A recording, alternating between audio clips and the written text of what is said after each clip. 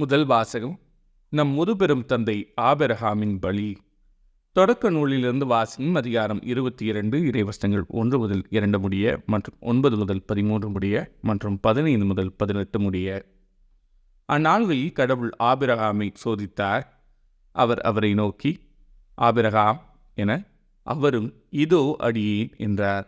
அவர், உன் மகனை நீ அன்பு கூறும் உன் ஒரே மகனான ஈசாக்கை அழைத்து கொண்டு மோரியா நிலப்பகுதிக்கு செல். அங்கு நான் உனக்கு காட்டும் மழைகளில் ஒன்றின் மேல் எரிபலியாக அவனை நீ பலியிட வேண்டும் என்றார். ஆபிரகாமுக்கு கடவுள் குறிப்பிட்டு சொல்லிய இடத்தை அவர்கள் அடைந்தனர். அங்கே ஆபிரகாம் ஒரு பலிபீடம் அமைத்து அதன் மேல் விறகு கட்டைகளை அடுக்கி வைத்தார். பின்னர் தம் மகன் ஈசாக்கை கட்டி பீடத்தின் மீதிருந்த விறகு கட்டைகளின் மேல் கிடத்தினார். ஆபிரகாம் தன் மகனை வெட்டுமாறு தம் கையை நீட்டி கத்தியை கையில் எடுத்தார். அப்பொழுது ஆண்டவரின் தூதர் வானத்தில் நின்று, ஆபிரகாம் ஆபிரகாம் என்று கூப்பிட, அவர், இதோ அடியேன் என்றார். அவர், பையன் மேல் கை வைக்காதே, அவனுக்கு எதுவும் செய்யாதே. உன் ஒரே மகனையும் எனக்கு பலியிட நீ தயங்கவில்லை என்பதிலிருந்து நீ கடவுளுக்கு அஞ்சுபவன் என்று இப்போது நான் அறிந்து கொண்டேன் என்றார். அப்பொழுது ஆபிரகாம் தம் கண்களை உயர்த்தி பார்த்தார். இதோ முச்செடியில் கொம்பு மாட்டிக்கொண்டு நின்ற ஓர் ஆட்டுக்கிடாயை கண்டார். உடனே ஆபிரகாம் அங்கு சென்று அந்த கிடாயை பிடித்து தம் மகனுக்கு பதிலாக இறைப்பழியாக்கினார். ஆண்டவரின் தூதர் ஆபிரகாமை வானத்திலிருந்து மீண்டும் அழைத்து, ஆண்டவர் கூறுவது இதுவே, நான் என் மீது ஆணையிட்டு கூறுகிறேன், உன் ஒரே மகனை எனக்கு பலியிட தயங்காமல் நீ இவ்வாறு செய்தாய். ஆதலால் நான் உன் மீது உண்மையாகவே ஆசி பொழிந்து விண்மீன்களைப் போலவும் கடற்கரை மணலைப் போலவும் உன் வழிமரபை பழுகி பெருகச் செய்வேன். உன் வழிமரபினர் தம் பகைவர்களின் வாயிலை உரிமையாக்கிக் கொள்வர். மேலும் நீ என் குரலுக்கு செவி கொடுத்ததனால் உலகின் அனைத்து இனத்தவரும் உன் வழிமரபின் மூலம் தங்களுக்கு ஆசி கூறிக்கொள்வர் என்றார். இது ஆண்டவரின் அருள்வாக்கு. இறைவா, உமக்கு நன்றி. பதிலுரை பாடல். உயிர் வாழ்வோர் நாட்டில் நான் ஆண்டவர் திருமுன் வாழ்ந்திடுவேன். மிகவும் துன்புறுகிறேன் என்று சொன்னபோதும் நான் நம்பிக்கையோடு இருந்தேன். ஆண்டவர் தம் அன்பரின் சாவு அவரது பார்வையில் மிக மதிப்புக்குரியது. உயிர் வாழ்வோர் நாட்டில் நான் ஆண்டவர் திருமுன் வாழ்ந்திடுவேன். ஆண்டவரே, நான் உண்மையாகவே உம் ஊழியன். நான் உன் பணியால் உம் அடியாளின் மகன். என் கட்டுகளை நீர் அவிழ்த்து விட்டீர். நான் உமக்கு நன்றி பழி செலுத்துவேன். ஆண்டவராகிய உம் பெயரை தொழுவேன். உயிர் வாழ்வோர் நாட்டில் நான் ஆண்டவர் திருமுன் வாழ்ந்திடுவேன். இப்பொழுதே உம் மக்கள் அனைவரின் முன்னிலையில் ஆண்டவரே, உமக்கு என் பொறுத்தரைகளை நிறைவேற்றுவேன். உமது இல்லத்தின் முற்றங்களில் எருசலேமின் நடுவில் ஆண்டவரே, உமக்கு என் பொருத்தனைகளை நிறைவேற்றுவேன்.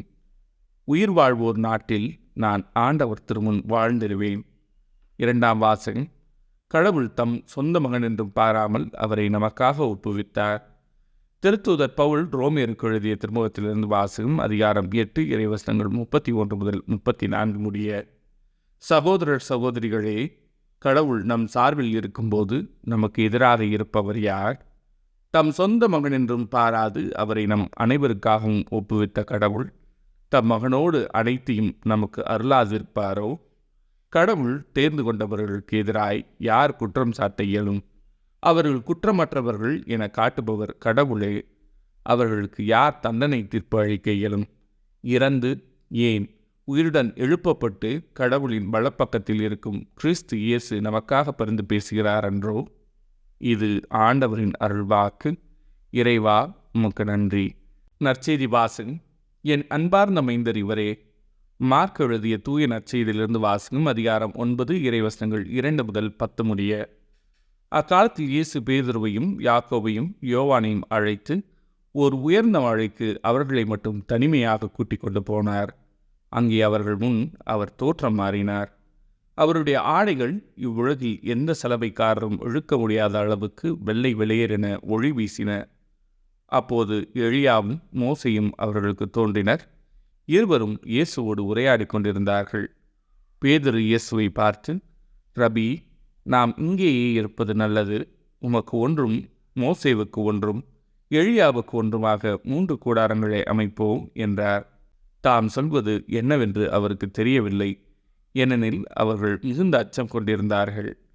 அப்போது ஒரு மேகம் வந்து அவர்கள் மேல் நிழலிட, அந்த மேகத்தினின்று, என் அன்பார்ந்த மைந்தரிவரே, இவருக்கு செவிசாயுங்கள் என்று ஒரு குரல் ஒலித்தது.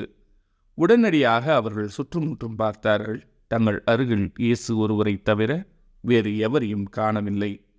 அவர்கள் மழையிலிருந்து இறங்கி வந்து கொண்டிருந்த போது அவர், மானிட மகன் இறந்து உயிர்த்தெழும் வரை நீங்கள் கண்டதை எவருக்கும் எடுத்துரைக்கக்கூடாது என்று அவர்களுக்கு கட்டளையிட்டார்.